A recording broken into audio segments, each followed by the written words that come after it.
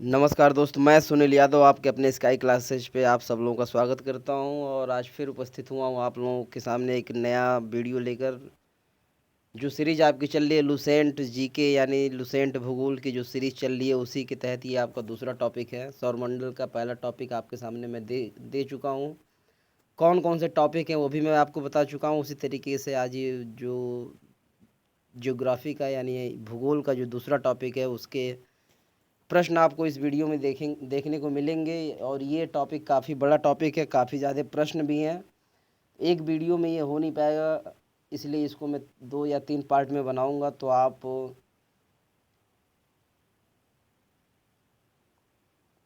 अगर अभी तक इस चैनल पे नए हैं या फिर अभी तक इस चैनल को सब्सक्राइब नहीं किया तो सबसे पहले आप इसको सब्सक्राइब करिए, लाइक करिए और सब्सक्राइब के बगल में नोटिफिकेशन का आइकन है उसको आप क्लिक करके ऑल नोटिफिकेशन को ऑन करिए ताकि जो भी वीडियो अपलोड करूँ वो आपको नोटिफिकेशन के माध्यम से मिलती रहे। और अगर आप कोई भी तैयारी किसी भी चीज़ की तैयारी कर रहे हैं तो उसके लिए आपकी काफ़ी ज़्यादा हेल्पफुल होने वाली वीडियो है, काफ़ी मददगार होगी ये वीडियो। आपको रिवीजन के तौर पर भी ये देखने को मिलेगा। और अगर आप अभी तैयारी शुरू की है आपने तो ये आपको समझने का भी एक अच्छा तरीका है कि हाँ कैसे टॉपिक हैं, किस तरीके से प्रश्न पूछे जाते हैं।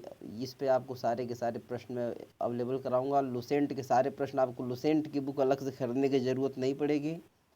जितने भी प्रश्न लुसेंट में दिए गए हैं वो सारे के सारे प्रश्न आपको इस चैनल पे वीडियो के माध्यम से मिलेंगे, स्काई क्लासेस यूट्यूब चैनल। तो इसको आप सबसे पहले सब्सक्राइब करिए क्योंकि हर परीक्षा के लिए प्रश्नों का होना ज़रूरी है। क्योंकि जब आप सिर्फ पढ़ते जाएंगे और प्रश्न अगर हल नहीं करेंगे तो आपको आता हुआ प्रश्न भी आप पेपर में सॉल्व नहीं कर पाएंगे। तो चलिए ज़्यादा कुछ बात नहीं की जाएगी, सीधे आते हैं टॉपिक पे। आज का जो टॉपिक है आपका वो है सौरमंडल। ये आपका दूसरा टॉपिक है। ये लुसेंट की बुक का सारा प्रश्न मैं आपको देने वाला हूँ। कोई भी प्रश्न अलग से इसमें मैंने नहीं डाला है। अगर आप लुसेंट की किताब रखें तो उससे भी आप इसको हूबहू मैच करा सकते हैं या फिर देख सकते हैं, मिला सकते हैं। आपके किसी दोस्त के पास हो तो उसके पास से भी आप जाकर इसको मैच करा सकते हैं। कोई भी प्रश्न आपको अलग नहीं मिलने वाला। हाँ, हो सकता हो बोलने में अगर एक आध दो प्रश्न कभी गलत हो जाए तो इसके लिए आप परेशान नहीं होइएगा। आप सिर्फ कमेंट करिएगा, मैं उसका आंसर भी अलग से वो करके दे दूँगा। अगर आपको लगता हो कि नहीं ये गलत है तब की बात मैं कर रहा हूँ। वैसे कोशिश तो मैंने की है कि कोई भी प्रश्न आपको गलत नहीं मिलेगा। और सारे के सारे प्रश्न आपको लुसेंट में जितने भी प्रश्न दिए गए हैं वो सारे प्रश्न आपको मिलेंगे। थोड़ा सा ये फास्ट इसमें मैं बोलूँगा क्योंकि आप इसको रिवीजन के तौर पे ले सकते हैं। और प्रश्न हल कर रहे हैं तो एकदम धीमा स्पीड कर दूंगा तो फिर काफ़ी ज़्यादा समय लग जाएगा। 10 ही प्रश्न होंगे, वीडियो काफ़ी बड़ी हो जाएगी तो मज़ा नहीं आएगा।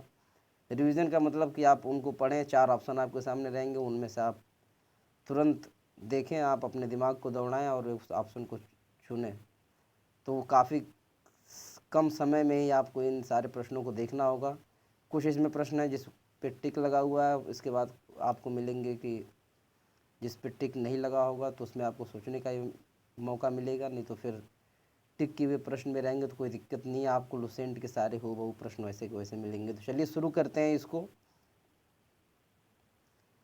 तो जो आपका आज का ये दूसरा टॉपिक है उसी से सारे प्रश्न ये आपको देखने को मिलेंगे। तो सौर मंडल ये आपका दूसरा टॉपिक है भूगोल का। तो जो सबसे पहला प्रश्न है उसको देखेंगे हम लोग यहाँ पे। पहला प्रश्न आपका कि सौर प्रणाली की खोज किसने की थी? 4 ऑप्शन है, गैलीलियो ने, जे एल्बर्ट ने, कोपरनिकस ने, केपलर ने। ये आपका एसएससी 2013 का पूछा हुआ प्रश्न है।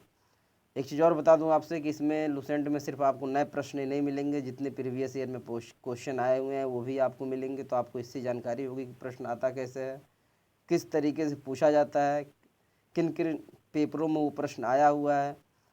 कई बार होता है कि वही प्रश्न दोबारा हमारे सामने रख दिया जाता है लेकिन हम उसको कर नहीं पाते हैं। तो प्रश्न जितने भी आप हल करेंगे वो आपके लिए बेहतर रहेगा। नोट्स भी पढ़िए, नोट्स को पढ़ने के बाद इन पेपरों को देखिए। वीडियो छोटी छोटी ही बनाऊँगा, ज़्यादा बड़ी नहीं बनाऊँगा मैं। 50 क्वेश्चन 60 क्वेश्चन एक वीडियो में रहेगा। कुछ टॉपिक ऐसे हैं जिनके ज़्यादा प्रश्न नहीं है तो एक ही वीडियो में कवर हो जाएंगे। जो बड़े हैं तो देखूंगा तो अगर एक ही वीडियो में कर दूं तो 1 घंटे की हो जाएगी, 1.5 घंटे की हो जाएगी, नहीं तो फिर छोटे छोटे पार्टी बनाऊंगा मैं। तो पहला प्रश्न है आपका कि सौर प्रणाली की खोज किसने की थी? 4 ऑप्शन है आपके, गैलीलियो, जेलबेर्ड, कोपरनिकस या फिर केपलर ने। एसएससी 2013 का पूछा गया ये प्रश्न है और यहाँ पर ऑप्शन आपका सही हो जाएगा ऑप्शन नंबर डी यानी कि कोपरनिकस। बात करेंगे अगले प्रश्न की।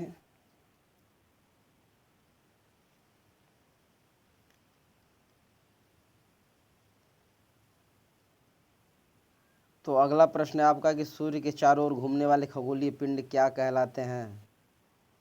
सूर्य के चारों ओर घूमने वाले खगोलीय पिंड क्या कहलाते हैं? तो इसको हम लोग कहते हैं ग्रह। सूर्य के चारों ओर जो परिक्रमा करते हैं उनको क्या कहा जाता है? तो उनको ग्रह कहा जाता है। बात करेंगे अगले प्रश्न की। किसी ग्रह के चारों ओर परिक्रमा करने वाले छोटे आकाशीय पिंड को क्या कहते हैं? ग्रह कहते हैं, उपग्रह कहते हैं, क्षुद्र ग्रह कहते हैं या फिर सौर तारा कहते हैं?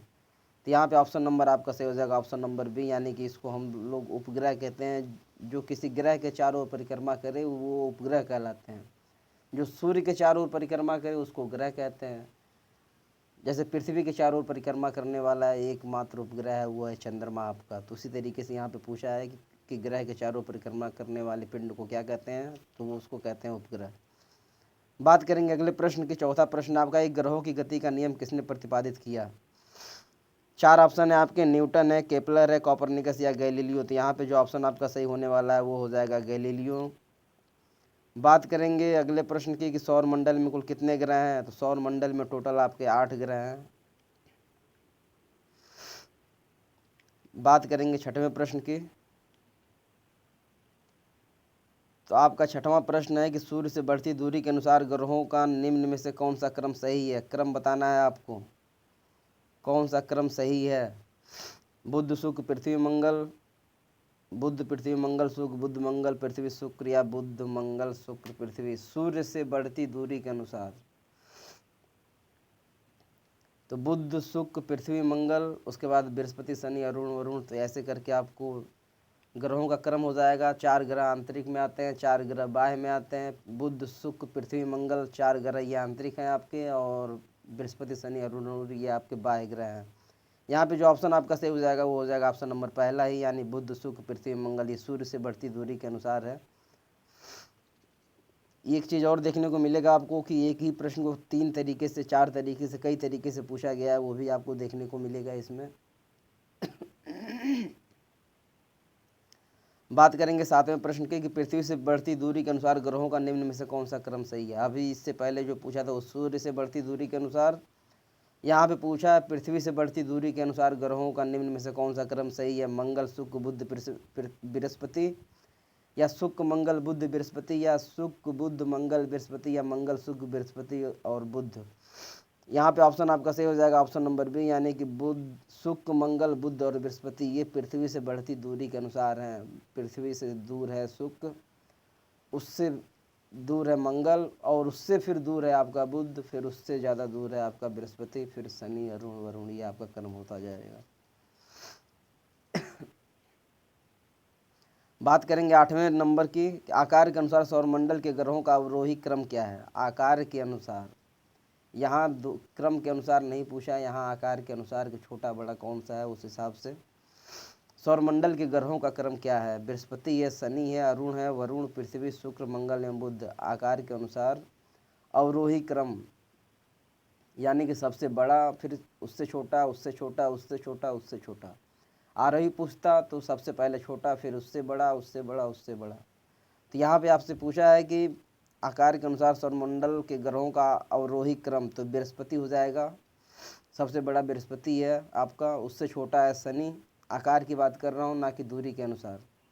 पहला ऑप्शन आपका सही हो जाएगा, सबसे बड़ा है बृहस्पति, उससे छोटा है शनि, उससे छोटा है अरुण, उससे छोटा है वरुण, उससे छोटा है आपका आकार में पृथ्वी, उससे छोटा है शुक्र, उससे छोटा है मंगल और उससे छोटा है आपका बुध। पहला ऑप्शन सही हो जाएगा 8वें का। बात करेंगे अगले प्रश्न की। निम्नलिखित में से कौन सौरमंडल का भाग नहीं है? यहाँ पे 9वां क्वेश्चन है आपका कि निम्नलिखित में से कौन सौरमंडल का भाग नहीं है? क्षुद्र ग्रह, धूमकेतु या फिर ग्रह या फिर निहारिका। बीपीएससी 2011 का ये प्रश्न आपका पूछा गया है और ऑप्शन यहाँ पे सही हो जाएगा ऑप्शन नंबर डी यानी कि आपका निहारिका जो है वो सौरमंडल का भाग नहीं है। बात करेंगे अगले प्रश्न की।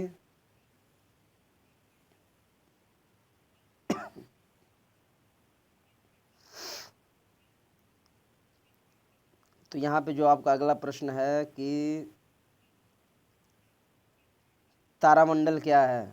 4 ऑप्शन है आपके यहाँ पे पृथ्वी से समदूरस्थ तारों की आकाश में एक विशेष आकृति। ऐसे तारों की आकाश में एक विशेष आकृति जो पृथ्वी से समदूरस्थ नहीं हो सकते। हमारे सौरमंडल के ग्रहों की आकाश में एक विशेष आकृति, तीसरा ऑप्शन है आपका ये। चौथा ऑप्शन आपका दिया गया है कि अंतरिक्ष में तारों, ग्रहों और उपग्रहों की स्थिति के कारण आकाश में इनकी एक विशेष आकृति। 4 ऑप्शन है, आपको बताना है कि तारामंडल क्या है। CDS 2019 में पूछा गया ये प्रश्न है आपका। यहाँ पे जो ऑप्शन आपका सही हो जाएगा वो हो जाएगा ऑप्शन नंबर बी, यानी कि ऐसे तारों की आकाश में एक विशेष आकृति जो पृथ्वी से समदूरस्थ नहीं हो सकते। बी ऑप्शन सही हो जाएगा। बात करेंगे अगले प्रश्न की। अंतरिक्ष में कुल कितने तारामंडल हैं? 87, 88, 89 या फिर 90। BPSC 2001 का प्रश्न है ये। यहाँ पे ऑप्शन आपका सही हो जाएगा ऑप्शन नंबर सी, यानी कि टोटल 89 तारामंडल हैं अंतरिक्ष में। बात करेंगे अगले प्रश्न की कि निक्स ओलंपिया कोलंपस पर्वत किस ग्रह पर स्थित है? बुध पर है, शुक्र पर है, पृथ्वी पर है या फिर मंगल पर है? निक्स ओलंपिया कोलंपस पर्वत किस ग्रह पर स्थित है ये बताना है। ऑप्शन नंबर डी आपका सही हो जाएगा, मंगल पर स्थित है। बात करेंगे अगले प्रश्न की। पार्थिव ग्रहों की संख्या कितनी है? 4 ऑप्शन है, 3 है, 4 है, 5 है या फिर 6 है। पार्थिव ग्रहों की संख्या कितनी है? ऑप्शन नंबर बी सही हो जाएगा आपका कि 4 पार्थिव ग्रहों की संख्या है। 4 पार्थिव ग्रह हैं आपके। बात करेंगे अगले प्रश्न की। निम्नलिखित में से कौन एक पार्थिव ग्रह नहीं है? बुध, शुक्र, मंगल और शनि। 4 ऑप्शन है। इससे पहले था आपका कि पार्थिव ग्रहों की संख्या कितनी है, तो वो आपकी 4 है। यहाँ पे पूछा है कौन एक पार्थिव ग्रह नहीं है। तो ऐसे ही प्रश्न आपके सामने रखे जाते हैं, जो कि आसान तो होता है लेकिन ये नहीं पता होता कि प्रश्नों को बनाया कैसे जाता है, कैसे प्रश्न आते हैं। तो ऐसे ही आपके सामने प्रश्न रखे जाएंगे, जो आपको जानकारी होती हुई भी आप उसमें उलझ जाते हैं। इसका जो ऑप्शन सही हो जाएगा आपका वो हो जाएगा ऑप्शन नंबर, यहाँ पे आपका सही हो जाएगा ऑप्शन नंबर डी, यानी कि शनि। ये एक पार्थिव ग्रह नहीं है। बाकी बुध, शुक्र, मंगल ये आपके पार्थिव ग्रह में आते हैं। बात करेंगे अगले प्रश्न की कि बाह्य ग्रह या बृहस्पति सदृश ग्रहों की संख्या कितनी है? टोटल 8 ग्रह हैं। इनको 2 पार्ट में बांटा गया है, आंतरिक ग्रह में और बाह्य ग्रह में। आंतरिक में आपके आते हैं बुध, शुक्र, पृथ्वी, मंगल। उसी तरीके से बाह्य में आते हैं बृहस्पति, शनि, अरुण, वरुण। तो यहाँ पे दिया है कि बाह्य ग्रह या बृहस्पति सदृश ग्रहों की संख्या, यानी बृहस्पति के साथ जो ग्रह हैं उनकी संख्या कितनी है। तो टोटल आपकी संख्या हो जाएगी आंतरिक बाह्य वाले में वो हो जाएगी 4, आंतरिक में भी आपकी हो जाएगी 4। बात करेंगे अगले प्रश्न की कि बृहस्पति सदृश ग्रहों में सम्मिलित नहीं है। कौन सा ग्रह है जो सम्मिलित नहीं है? तो बाह्य ग्रह में आपके आते हैं बृहस्पति, शनि, अरुण, वरुण। तो ये इस तरीके से आपको पता है कि शनि भी है, अरुण भी है, वरुण भी है। जो आपका चौथा ऑप्शन है मंगल, वो आपका आंतरिक ग्रह में आता है। तो यहाँ पे ये ऑप्शन आपका सही हो जाएगा, क्योंकि पूछा है कि कौन सा सम्मिलित नहीं है बृहस्पति के साथ वाले में। ऑप्शन नंबर डी सही हो जाएगा। बात करेंगे अगले प्रश्न की। निम्नलिखित में से किन 2 ग्रहों को छोड़कर शेष सभी ग्रह सूर्य के चारों ओर वामावर्त घूमते हैं? किन 2 ग्रहों को छोड़कर शेष सभी ग्रह सूर्य के चारों ओर वामावर्त स्थिति में घूमते हैं? बुध और शुक्र, पृथ्वी और शुक्र, अरुण और वरुण, शुक्र और वरुण। 4 ऑप्शन है और यहाँ पे ऑप्शन आपका हो जाएगा ऑप्शन नंबर डी, यानी कि शुक्र और अरुण है जो बाकी सभी ग्रहों को छोड़कर सूर्य के चारों ओर वामावर्त स्थिति में घूमते हैं। ऑप्शन नंबर डी सही हो जाएगा। बात करेंगे अगले प्रश्न की। सौरमंडल का जन्मदाता किसे कहा जाता है? सूर्य को, पृथ्वी को, बृहस्पति या शनि को? यहाँ पे ऑप्शन नंबर आपका पहला सही हो जाएगा, सूर्य को सौरमंडल का जन्मदाता कहा जाता है। बात करेंगे अगले प्रश्न की कि ब्रह्मांड में विस्फोटी तारा कहलाती है धूमकेतु, उल्का, लुब्धक या फिर अभिनव तारा? RRB 2005 का पूछा गया प्रश्न है ये। और यहाँ पे ऑप्शन आपका सही हो जाएगा ऑप्शन नंबर डी, यानी अभिनव तारा को हम लोग विस्फोटी तारा कहते हैं। बात करेंगे अगले प्रश्न की। ऐसा मतलब 20वां प्रश्न आपका कि वैज्ञानिक जिन्होंने सर्वप्रथम खोज की कि पृथ्वी सूर्य के चारों ओर घूमती है, ये कौन थे? ये बताना हमको। न्यूटन, डाल्टन, कोपरनिकस या फिर आइंस्टीन? तो ये बताना हमको कि कौन वो वैज्ञानिक है जिन्होंने खोज की कि पृथ्वी सूर्य के चारों ओर घूमती है, ये बताना है। और ये BPSC 2014 का पूछा गया प्रश्न है। यहाँ पे ऑप्शन आपका सही हो जाएगा ऑप्शन नंबर सी, यानी कि कोपरनिकस। ने सबसे पहले बताया था कि पृथ्वी सूर्य के चारों ओर घूमती है। ऑप्शन नंबर सी सही हो जाएगा। बात करेंगे अगले प्रश्न की। निम्नलिखित में से कौन सा ग्रह नहीं है जिसे प्राचीन भारतीय ग्रह मानते थे? तो यहाँ पे ऑप्शन आपका पहला ही सही हो जाएगा। सूर्य को, जो पहले के लोग थे वो सूर्य को भी एक ग्रह के रूप में मानते थे, लेकिन अब सूर्य को ग्रह में नहीं तारा में गिना जाता है, इसलिए ग्रहों की संख्या 8 बची है। बात करेंगे अगले प्रश्न की कि सूर्य के संगठन में सहायक गैस कौन सी है? 22 का ऑप्शन 4 दिया है, ऑक्सीजन और CO2, हीलियम और ऑक्सीजन, हीलियम और नाइट्रोजन, हाइड्रोजन और हीलियम। तो सूर्य आपका हाइड्रोजन और हीलियम गैसों का समूह है। इसी से मिलकर सूर्य के संगठन में जो सहायक गैसें हैं वो आपका हाइड्रोजन और हीलियम। ऑप्शन नंबर डी सही हो जाएगा यहाँ पे आपका। बात करेंगे अगले प्रश्न की। सूर्य के मध्य भाग को क्या कहा जाता है? समताप मंडल, प्रकाश मंडल, वर्ण मंडल या स्थल मंडल? सूर्य के मध्य भाग, बीच वाले भाग को क्या कहते हैं हम? तो इसको हम लोग कहते हैं प्रकाश मंडल। ऑप्शन नंबर बी सही। बात करेंगे अगले प्रश्न की कि सूर्य के ऊपर के भाग को क्या कहा जाता है? अधोमंडल, प्रकाश मंडल, वर्ण मंडल या समताप मंडल? तो यहाँ पे ऑप्शन आपका 24 का जो है वो सही हो जाएगा। ऑप्शन नंबर सी, यानी कि वर्ण मंडल कहते हैं इसको। बात करेंगे 25वें नंबर की कि सूर्य सदैव पूर्व में निकलता है क्योंकि पृथ्वी पश्चिम से पूर्व की ओर घूमती है। पृथ्वी पूर्व से पश्चिम की ओर घूमती है या पूर्व में स्थित या इनमें से सभी। ये 4 ऑप्शन है आपको, और ये बताना है कि सूर्य सदैव पूर्व में निकलता है, क्यों निकलता है ये बताना है। तो इसका जो कारण है वो हो जाएगा ऑप्शन नंबर फर्स्ट, क्योंकि पृथ्वी पश्चिम से पूर्व की ओर घूमती है, इसीलिए सूर्य सदैव पश्चिम में दिखाई देता है। पहला ऑप्शन सही हो जाएगा। बात करेंगे अगले प्रश्न की। अगला प्रश्न आपका कि नॉर्वे में अर्धरात्रि के समय सूर्य कब दिखाई देता है? RRB 2005 का ये पूछा गया प्रश्न है, और 4 ऑप्शन है, 21 मार्च, 23 सितंबर, 21 जून और 22 दिसंबर। नॉर्वे में अर्धरात्रि के समय सूर्य कब दिखाई देता है? तो ये हो जाएगा आपका ऑप्शन नंबर सी, यानी 21 जून को नॉर्वे में अर्धरात्रि के समय सूर्य दिखाई देता है। 21 जून को नॉर्वे में अर्धरात्रि के समय सूर्य दिखाई देता है। बात करेंगे अगले प्रश्न की। एक ग्रह की अपने कक्ष में सूर्य से अधिकतम दूरी को क्या कहा जाता है? उपसौर कहते हैं, अपसौर, अपोजी या पेरिजी? ऑप्शन नंबर आपका सही हो जाएगा। ऑप्शन नंबर बी यहाँ पे सही हो जाएगा आपका। एक ग्रह के अपने कक्ष में सूर्य से अधिकतम दूरी को क्या कहा जाता है? तो अपसौर कहा जाता है। जो सूर्य से सबसे अधिक दूरी पे ग्रह है उसको अपने कक्ष में क्या कहा, अपने कक्ष में जो सूर्य से सबसे अधिक दूरी पर है उसको कहते हैं अपसौर, यानी बी ऑप्शन सही हो जाएगा। बात करेंगे अगले प्रश्न की। अगला प्रश्न है कि एक ग्रह की अपने कक्ष में सूर्य से न्यूनतम दूरी को क्या कहा जाता है? उपसौर, अपसौर, अपोजी या पेरिजी? तो यहाँ पे आपका ऑप्शन नंबर पहला ऐसे हो जाएगा, उपसौर कहते हैं। उपसौर कहते हैं अपने कक्ष में सूर्य से न्यूनतम दूरी को, और अपसौर कहते हैं सूर्य से अधिकतम दूरी को। बात करेंगे अगले प्रश्न की। अगला प्रश्न है आपका कि निम्नलिखित में से किन के बीच की औसत दूरी को खगोलीय एकक कहा जाता है? किन के बीच की औसत दूरी को खगोलीय एकक कहा जाता है? और यहाँ पे आपका ऑप्शन नंबर पहला सही हो जाएगा। पृथ्वी तथा सूर्य के बीच की औसत दूरी को खगोलीय एकक कहा जाता है। बात करेंगे यहाँ पे अगले प्रश्न की।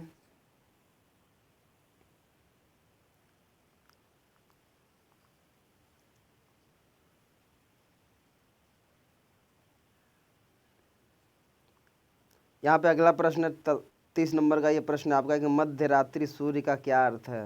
सांध्य प्रकाश है, उदीयमान सूर्य है, बहुत चमकदार चंद्रमा है, या फिर सूर्य का ध्रुवीय वृत्त में देर तक चमकना है? 30 का जो ऑप्शन आपका सही हो जाएगा कि मध्य रात्रि सूर्य का क्या अर्थ है। तो मध्य रात्रि सूर्य का अर्थ है आपका कि सूर्य का ध्रुवीय वृत्त में देर तक चमकना। ऑप्शन नंबर डी सही हो जाएगा यहाँ पे आपका। बात करेंगे अगले प्रश्न की। 31 नंबर का जो प्रश्न है आपका कि मध्य रात्रि का सूर्य किस क्षेत्र में दिखाई देता है? भूमध्य सागरीय क्षेत्र में, भूमध्य रेखीय क्षेत्र में, आर्कटिक क्षेत्र में, या फिर जापान के पूर्व क्षेत्र में? 4 ऑप्शन है, यहाँ से आपको अब अपने मन से बताना है। वो पहले से टिक किए हुए प्रश्न थे, और यहाँ से आपको काफ़ी मज़ा भी आएगा इसको करने में। कुछ टिक किए हुए प्रश्न भी आपको मिलेंगे, कुछ विदाउट टिक भी मिलेंगे, तो इस तरीके से आप भी अपनी समझ में भी थोड़ा सा दिमाग लगा पाएंगे। चलिए देखते हैं 31 नंबर का ये प्रश्न आपका। 31 नंबर का जो प्रश्न है इसका ऑप्शन आपका सही हो जाएगा ऑप्शन नंबर सी, यानी कि मध्य रात्रि का सूर्य आर्कटिक क्षेत्र में दिखाई देता है। पूछा है मध्य रात्रि का सूर्य किस क्षेत्र में दिखाई देता है, तो यहाँ पे ऑप्शन नंबर 31 का सी हो जाएगा आपका। ये दिखाई देता है आर्कटिक क्षेत्र में। बात करेंगे अगले प्रश्न की। सूर्य में काला धब्बा क्या है? सूर्य में एक बड़ा काला छेद है। दिन के दौरान धब्बे ऊर्जा के स्रोत होते हैं। धब्बे वे स्थान है जो प्रकाश उत्सर्जित करने में असमर्थ है, या फिर इनमें से कोई नहीं। 4 ऑप्शन है क्वेश्चन नंबर 32।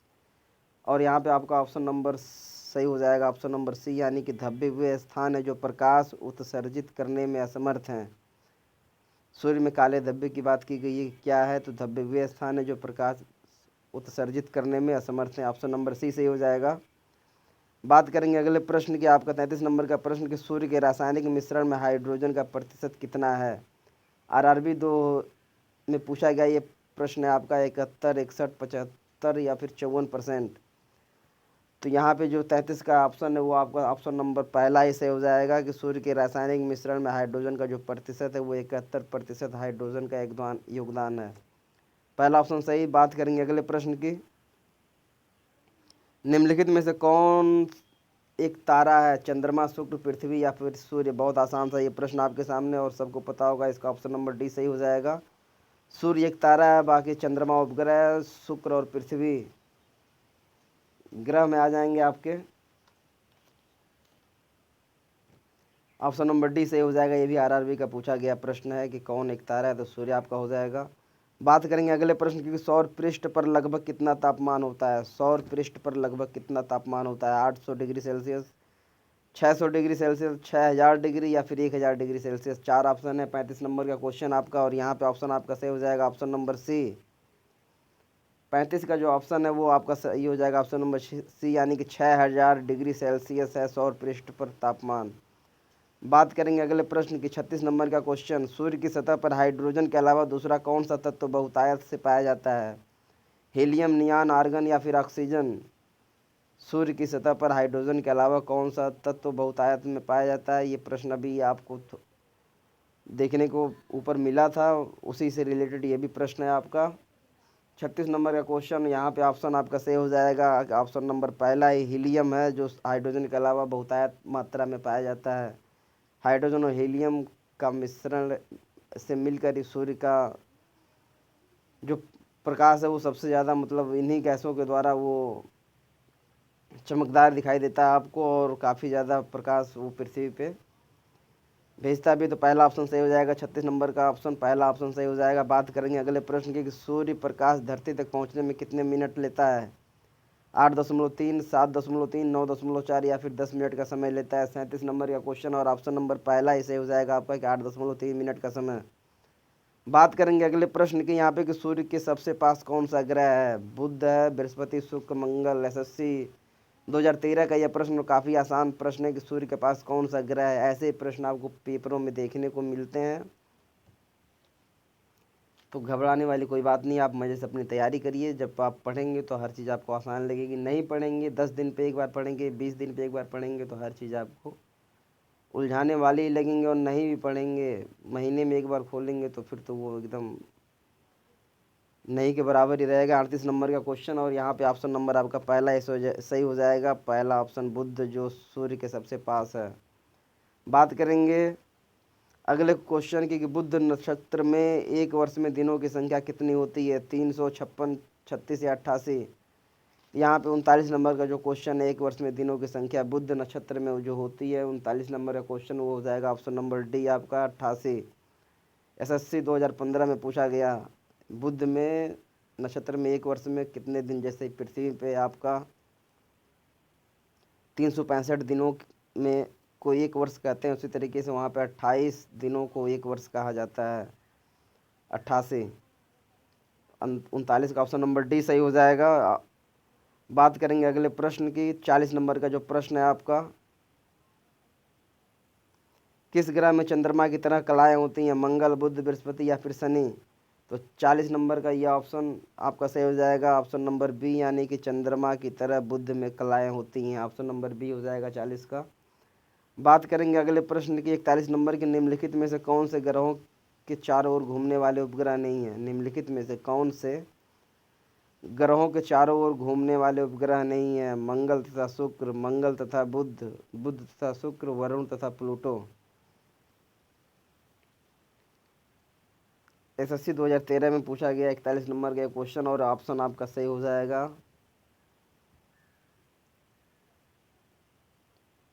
कौन से ग्रहों के चारों ओर घूमने वाले उपग्रह नहीं है? ऑप्शन नंबर यहाँ पे आपका 41 का जो सही हो जाएगा ऑप्शन नंबर बी। ये प्रश्न थोड़ा सा अटपटा लग रहा है कि कौन से ग्रहों के चारों ओर घूमने वाले उपग्रह नहीं है? मंगल और शुक्र, मंगल तथा बुध, बुध तथा शुक्र, वरुण तथा प्लूटो। बात करेंगे अगले प्रश्न की 42 नंबर का क्वेश्चन के निम्नलिखित में से कौन सा ग्रह सूर्य का चक्कर सबसे कम समय में लगाता है? कौन सा ग्रह सूर्य का चक्कर सबसे कम समय में लगाता है? पहला ऑप्शन बुध, दूसरा शुक्र, तीसरा पृथ्वी, चौथा है मंगल। यूपीपीसीएस का पूछा गया ये प्रश्न है और ऑप्शन आपका 42 का जो सही हो जाएगा वो हो जाएगा यहाँ पे आपका ऑप्शन नंबर 42 का हो जाएगा, वो हो जाएगा ऑप्शन नंबर पहला। ऐसे ही सूर्य का सबसे कम समय में चक्कर लगाने वाला बुध भी है, सबसे तेज चक्कर लगाने वाला भी बुध है, सबसे कम दूरी पर स्थित ग्रह वो भी आपका बुध हो जाएगा। तो यहाँ पे पहला ऑप्शन आपका सही हो जाएगा, सबसे कम समय में लगाने वाला चक्कर जो ग्रह है आपका वो हो जाएगा बुध। बात करेंगे अगले प्रश्न की 43 नंबर का क्वेश्चन के सबसे तीव्र गति से सूर्य का चक्कर लगाने वाला, सेम वही प्रश्न है, सबसे कम समय में लगाने वाला, सबसे तीव्र लगाने वाला चक्कर कौन सा ग्रह है? तो ऑप्शन नंबर पहला ऐसे हो जाएगा, इसमें भी आपका 43 का ऑप्शन नंबर ए से हो जाएगा बुध। बात करेंगे 44 नंबर के क्वेश्चन की कि निम्नलिखित में से किस ग्रह की परिभ्रमण गति सबसे अधिक है? परिभ्रमण गति सबसे अधिक है 44 का भी आपका ऑप्शन हो जाएगा ऑप्शन नंबर फर्स्ट, यानी कि बुध। सिर्फ बुध और बुध। यहाँ पे देखिए कि प्रश्न को 3 तरीके से पूछा है। बात करेंगे अगले प्रश्न के 45 नंबर का क्वेश्चन जो आपका है, निम्नलिखित में से किस ग्रह का अक्षीय झुकाव सबसे अधिक है? पृथ्वी, बुध, प्लूटो या फिर शनि? तो अक्षीय झुकाव भी यहाँ पे 45 नंबर का जो ऑप्शन है वो हो जाएगा ऑप्शन नंबर बी, यानी कि बुध के साथ चला जाएगा। ऑप्शन नंबर बी, बुध का ही अक्षीय झुकाव सबसे अधिक है, सबसे तेज चक्कर लगाने वाला बुध, सबसे नज़दीक ग्रह वो भी आपका बुध हो जाएगा, सबसे अधिक परिभ्रमण गति यानी जो चाल है वो किसकी है? तो वो भी बुध की ही हो जाएगी। और सबसे ज़्यादा अच्छे झुकाव किसका है? तो वो भी आपका बुध, यानी 45 का ऑप्शन नंबर बी। बात करेंगे अगले प्रश्न की 46 नंबर का जो क्वेश्चन है कि चंद्रमा के सदृश दिखाई देने वाला ग्रह, चंद्रमा के समान दिखने वाला ग्रह कौन सा है? बुध, शुक्र, मंगल, वरुण। यहाँ पे 46 का जो ऑप्शन है वो आपका ऑप्शन नंबर पहला ऐसे हो जाएगा, बुध है जो चंद्रमा के समान दिखने वाला ग्रह है। बात करेंगे अगले प्रश्न की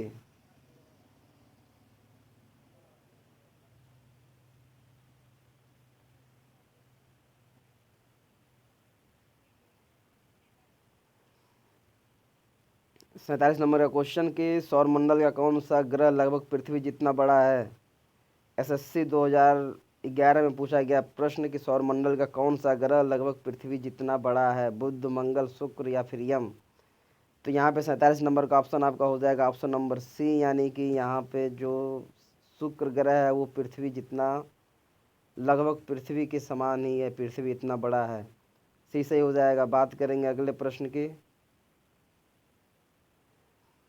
48 नंबर का क्वेश्चन है कि निम्नलिखित में से किस ग्रह को पृथ्वी की बहन कहा जाता है? यहाँ पे ऑप्शन आपके कट गए हैं तो इसका आंसर हो जाएगा आपका कि शुक्र ग्रह को हम लोग पृथ्वी का बहन भी कहते हैं। तो यहाँ पे ऑप्शन आपके कटे हुए हैं, आंसर इसका हो जाएगा शुक्र। बात करेंगे अगले प्रश्न की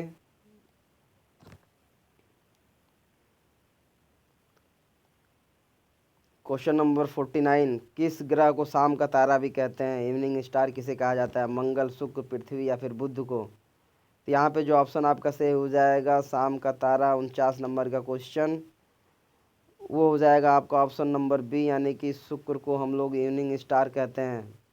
बात करेंगे 50 नंबर के क्वेश्चन की सबसे चमकीला ग्रह कौन सा है? बृहस्पति, मंगल, शुक्र या फिर बुध? एसएससी 2012 का प्रश्न, सबसे चमकीला ग्रह कौन सा है ये बताना है। तो इसका भी आपका 50 नंबर का ऑप्शन सही हो जाएगा ऑप्शन नंबर सी, यानी शुक्र को। एक ही प्रश्न को किस तरीके से पूछा यहाँ पे आप देख सकते हैं, शाम का तारा शुक्र, सबसे चमकीला ग्रह शुक्र, पृथ्वी की बहन भी शुक्र, तो यहाँ पे एक ही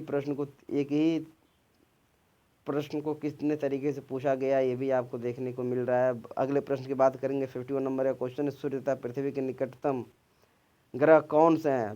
सूर्य तथा पृथ्वी की बात कर रहा है कि इसके निकटतम ग्रह कौन से हैं? बुध तथा शुक्र, शुक्र तथा बुध, बुध तथा मंगल, बुध तथा बृहस्पति। तो पृथ्वी तथा सूर्य के निकटतम ग्रह की बात कर रहा है, तो यहाँ पे 51 का ऑप्शन नंबर आपका पहला सही हो जाएगा, बुध तथा शुक्र। ये सूर्य तथा पृथ्वी के निकटतम ग्रह हैं। बात करेंगे अगले प्रश्न की। 52 नंबर है क्वेश्चन कि यूरोपवासी किस ग्रह की पूजा देवी के रूप में करते थे? यूरोपवासी किस ग्रह की पूजा देवी के रूप में करते थे? शुक्र की, पृथ्वी की, मंगल या बुध की? तो यहाँ पे 52 का ऑप्शन आपका सही हो जाएगा, ऑप्शन नंबर ए, यानी शुक्र की पूजा देवी के रूप में करते थे। शुक्र ग्रह की पूजा देवी के रूप में किया जाता था यूरोपवासियों द्वारा। बात करेंगे तो 53 नंबर का क्वेश्चन कि सौरमंडल का सबसे गर्म ग्रह कौन सा है? बुध है, मंगल, शुक्र या पृथ्वी? ये SSC 2019 का पूछा गया प्रश्न है और काफ़ी बढ़िया कि सबसे गर्म ग्रह कौन सा है। 53 नंबर का क्वेश्चन और ऑप्शन आपका सही हो जाएगा, ऑप्शन नंबर सी, शुक्र। भोर का तारा शुक्र, इवनिंग स्टार शुक्र, पृथ्वी की बहन शुक्र, सबसे गर्म ग्रह वो भी आपका शुक्र, यानी कि ऑप्शन नंबर सी। 54 नंबर का क्वेश्चन कि पृथ्वी के सर्वाधिक निकट कौन सा ग्रह है? शुक्र है, बुध है, मंगल या बृहस्पति? पृथ्वी के सर्वाधिक निकट कौन सा ग्रह है? तो यहाँ पे आपका ऑप्शन सही हो जाएगा 54 का, वो हो जाएगा 54 का ऑप्शन नंबर पहला ही सही हो जाएगा कि पृथ्वी के सर्वाधिक निकट कौन है? शुक्र है। सूर्य के सर्वाधिक निकट कौन सा है? बुध है। पृथ्वी के सर्वाधिक निकट कौन सा है? शुक्र है। पहला ऑप्शन सही हो जाएगा आपका। बात करेंगे यहाँ पे 55 नंबर का क्वेश्चन कि निम्नलिखित में से किस एक को भोर का तारा के नाम से जानते हैं? तो मैंने आपसे अभी बताया, इवनिंग स्टार शुक्र, सबसे गर्म ग्रह शुक्र, पृथ्वी के सर्वाधिक निकट शुक्र, देवी के रूप में पूजा जाने वाला ग्रह यूरोपवासियों द्वारा वो भी शुक्र, और भोर का तारा के नाम से जानने वाला भी ग्रह कौन सा है? वो शुक्र, यानी 55 का ऑप्शन नंबर बी सही हो जाएगा। बात करेंगे अगले प्रश्न की। निम्नलिखित ग्रहों में से किसे सौंदर्य का देवता कहा जाता है? तो यहाँ पे 56 का भी ऑप्शन नंबर आपका हो जाएगा, 56 का ऑप्शन नंबर हो जाएगा आपका ऑप्शन नंबर बी, यानी कि सौंदर्य का देवता भी शुक्र। भोर का तारा शुक्र, शाम का तारा शुक्र, पृथ्वी की बहन शुक्र, सबसे गर्म शुक्र, पृथ्वी के सबसे नज़दीक भी शुक्र, और सौंदर्य का देवता भी कौन है? शुक्र। ऑप्शन नंबर बी सही हो जाएगा। 57 की बात करेंगे, सुपरनोवा है क्या है भाई? ये बताना हमको। एक ग्रहिका है, एक ब्लैक होल है, एक पुच्छल तारा या फिर एक मित्रप्राय तारा? UPPCS 2015 का प्रश्न। सुपरनोवा क्या है? 57 नंबर का ये क्वेश्चन और आपका ऑप्शन नंबर सही हो जाएगा, ऑप्शन नंबर डी, यानी कि एक मृतप्राय तारा है ये। सुपरनोवा क्या है? एक मृतप्राय तारा है। बात करेंगे 58 नंबर क्वेश्चन, उत्तरी ध्रुव की खोज किसने की थी? रॉबर्ट पियरी ने की थी, एमंडसेन ने की थी, तस्मान ने की थी या जॉन केवार्ट ने? SSC 2011 का प्रश्न। उत्तरी ध्रुव की खोज किसने की थी ये बताना है आपको। 4 ऑप्शन है आपके, रॉबर्ट पियरी, एमंडसेन, तस्मान या जॉन केवार्ट। 58 नंबर का क्वेश्चन है ये आपका, और यहाँ पे ऑप्शन आपका सही हो जाएगा, वो हो जाएगा ऑप्शन नंबर पहला है, रॉबर्ट पियरी ने उत्तरी ध्रुव की खोज की थी। 59 नंबर का जो क्वेश्चन है आपका,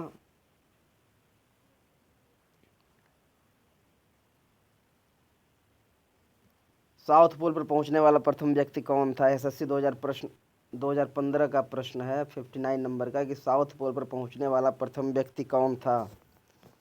मैगलन था, अमेरिगो वेस्पुची था, पियरी था या फिर एमंडसेन था? SSC 2015 का ये प्रश्न। 4 ऑप्शन आपके सामने, 59 नंबर का क्वेश्चन और ऑप्शन यहाँ पे सही हो जाएगा आपका ऑप्शन नंबर डी, यानी साउथ पोल पर पहुंचने वाला प्रथम व्यक्ति वो था आपका एमंडसेन। 60वें नंबर की बात करेंगे, पृथ्वी के सबसे निकट खगोलीय पिंड है कौन सा है? पृथ्वी की सबसे निकट खगोलीय पिंड, प्रोक्सिमा सेंटोरी, चंद्रमा, शुक्र या फिर सूर्य? पृथ्वी के सबसे निकटतम खगोलीय पिंड कौन सा है, ये बताना है। 60 नंबर का क्वेश्चन, काफ़ी बढ़िया क्वेश्चन। 4 ऑप्शन आपको यहाँ पे, 60 का जो ऑप्शन सही हो जाएगा वो हो जाएगा ऑप्शन नंबर बी। अगर आपके ऑप्शन में चंद्रमा नहीं होता तो शुक्र हो जाता। पृथ्वी के सबसे निकटतम खगोलीय पिंड आपका चंद्रमा है। चंद्रमा पृथ्वी का उपग्रह भी है, एकमात्र उपग्रह है पृथ्वी का, वो है चंद्रमा। बात करेंगे 61 नंबर का क्वेश्चन। पृथ्वी की आकृति सर्वोत्तम ढंग से किस शब्द से स्पष्ट की जा सकती है? पृथ्वी की आकृति सर्वोत्तम ढंग से किस शब्द से स्पष्ट की जा सकती है? चतुष्फलक से, नारंगी से, विषुवत रेखा से, या लद्धवक्ष गुलाब से? 61 नंबर का क्वेश्चन और ऑप्शन आपका सही हो जाएगा ऑप्शन नंबर डी, लद्धवक्ष गुलाब से पृथ्वी की आकृति सर्वोत्तम ढंग से स्पष्ट की जाती है। जो पृथ्वी की आकृति है इसको स्पष्ट करने के लिए कैसे करेंगे, तो लद्धवक्ष गुलाब से। ऑप्शन नंबर डी सही हो जाएगा। बात करेंगे अगले प्रश्न की। 62 नंबर का क्वेश्चन आपका, पृथ्वी सूर्य के परितः अपनी कक्षा में लगभग किस गति से चक्कर लगाती है?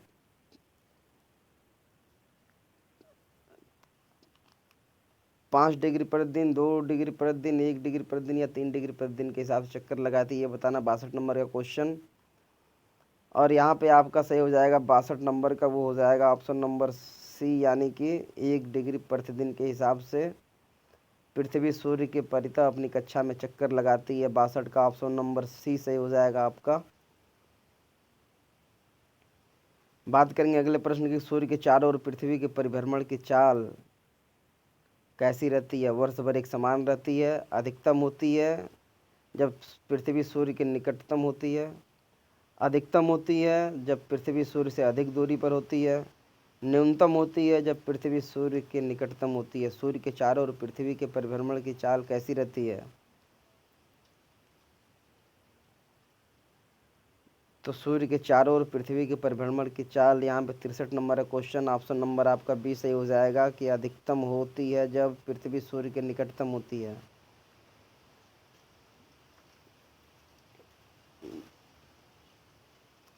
सी भी आपका हो जाता है, लेकिन होता कि न्यूनतम होती है जब पृथ्वी सूर्य से अधिक दूरी पर होती है। तो यहाँ पे अधिकतम लिखा है तो ये सही नहीं होगा, इसलिए ऑप्शन नंबर बी सही हो जाएगा।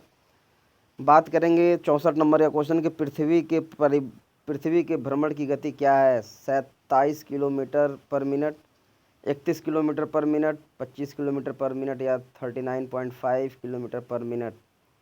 तो यहाँ पे पृथ्वी के भ्रमण की गति जो आपसे पूछा 64 नंबर का क्वेश्चन, तो ऑप्शन आपका सही हो जाएगा पहला, 27 किलोमीटर पर मिनट के स्पीड से पृथ्वी की, अब मतलब सूर्य के चारों ओर घूमती है। ये आपका पहला ऑप्शन सही हो जाएगा 64 नंबर का। बात करेंगे अगले प्रश्न की। 65 नंबर का क्वेश्चन है ये आपका, भूमध्य रेखा पर पृथ्वी का व्यास है लगभग कितना है, ये बताना। 25,000 किलोमीटर, 20,000 किलोमीटर, 12,800 किलोमीटर, 6400 किलोमीटर? तो यहाँ पे काफ़ी बढ़िया प्रश्न है। भूमध्य रेखा पर पृथ्वी का व्यास कितना है ये बताना है हमको। 65 नंबर का क्वेश्चन और ऑप्शन आपका सही हो जाएगा ऑप्शन नंबर सी, यानी कि 12,800 किलोमीटर पृथ्वी का व्यास है भूमध्य रेखा पर। सूर्य की परिक्रमा के दौरान पृथ्वी सूर्य से अधिकतम दूरी पर किस महीने में होगी? सूर्य की परिक्रमा के दौरान पृथ्वी सूर्य से अधिकतम दूरी पर किस महीने में होगी? तो मार्च में होगी, जुलाई में होगी, सितंबर में, या फिर जनवरी में? 66 नंबर का जो क्वेश्चन है आपका वो हो जाएगा ऑप्शन नंबर यहाँ पे 66 नंबर का क्वेश्चन, और यहाँ पे ऑप्शन नंबर आपका सही हो जाएगा ऑप्शन नंबर यहाँ पे बी सही हो जाएगा। जुलाई के महीने में अधिकतम दूरी पर होती है जब सूर्य की परिक्रमा करती है पृथ्वी। तो 67 नंबर का क्वेश्चन कि पृथ्वी की उपसौर यानी पेरिहेलियन स्थिति किस महीने में होती है? उपसौर स्थिति किस महीने में होती है? जून में, जनवरी में, सितंबर में, या फिर मार्च में? पृथ्वी की उपसौर स्थिति किस महीने में होती है? जून, जनवरी, सितंबर, या मार्च? 67 नंबर का ये क्वेश्चन और ऑप्शन आपका सही हो जाएगा ऑप्शन नंबर बी, यानी कि जनवरी में होती है। बहुत अधिकतम दूरी पर किस महीने में होगी? जुलाई में। निकटतम में कब होगी? जनवरी हो जाएगा, उसी को उपसौर कहा है। 67 का ऑप्शन नंबर बी, उपसौर स्थिति किस महीने में होती है? तो जनवरी में। बात करेंगे 68 नंबर का क्वेश्चन कि तारे पूर्व से पश्चिम में किस कारण ज़्यादा दिखते हैं। 4 ऑप्शन है आपके, एसएससी 2012 में पूछा गया प्रश्न ये। पहला ऑप्शन है पूरा ब्रह्मांड पूर्व से पश्चिम की ओर घूम रहा है, इस कारण ज़्यादा दिखते हैं। पृथ्वी सूर्य की परिक्रमा कर रही है, इस कारण दिखते हैं। पृथ्वी पूर्व से पश्चिम की ओर घूम रही है, इस कारण दिखाई देता है। या पृथ्वी पश्चिम से पूर्व को घूम रही है, इस कारण। तो तारे पूर्व से पश्चिम में ज़्यादा दिखाई देते हैं, यानी पूर्व में कम और पश्चिम में ज़्यादा तारे दिखाई देते हैं। किस कारण से दिखते हैं, तो पृथ्वी पश्चिम से पूर्व को घूम रही है, इस कारण, या फिर किस कारण ये बताना है। तो ऑप्शन नंबर डी से हो जाएगा आपका कि पृथ्वी पश्चिम से पूर्व घूम रही है, इसी कारण आपको जो तारे हैं वो पूर्व से पश्चिम में ज़्यादा दिखाई देते हैं। ऑप्शन नंबर डी सही हो जाएगा आपका। इस तरीके से आपका ये 68 नंबर का क्वेश्चन। अब बात करेंगे अगले प्रश्न की।